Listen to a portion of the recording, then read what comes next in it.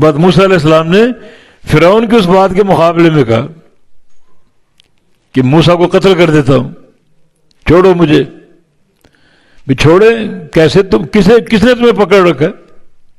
جاؤ جا کر کام کرو اپنا. مگر اس کے دل میں بھی موسیٰ کی ہیبت تھی.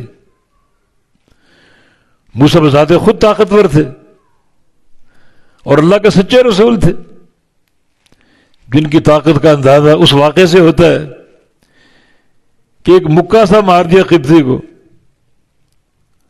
اور وہ ڈھیر ہو گیا، چھوٹے سے وار سے ڈھیر ہو گیا وہ. اور طاقت کا دوسرا سچا واقعہ جب مدین میں پہنچ گئے اور وہاں لوگ مرد بڑے ایک قوت اور غلبے کے ساتھ اپنے مویشیوں کو پانی پلا رہے ہیں، پانی نکال کے لے جا رہے ہیں، اور قریب بچیاں کھڑی ہیں شعیب علیہ السلام کی، ان کی طرف کوئی توجہ نہیں دے رہا. بڑا بھاری ڈول وہ جس کو کئی لوگ مل کر کھینچتے.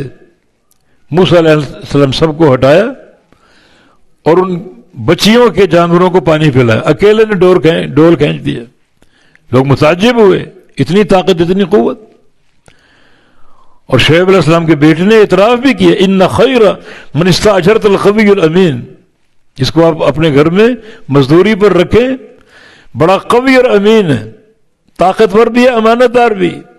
طاقتور اس طرح کہ جو ڈول کئی لوگ مل کر کھینچتے، اس نے اکیلے نے کھینچ دیا.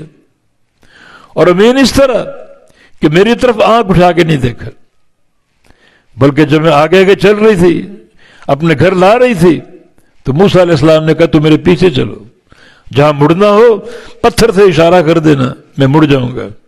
اتنا تقویٰ، پرہیزگاری، اتنی ورع.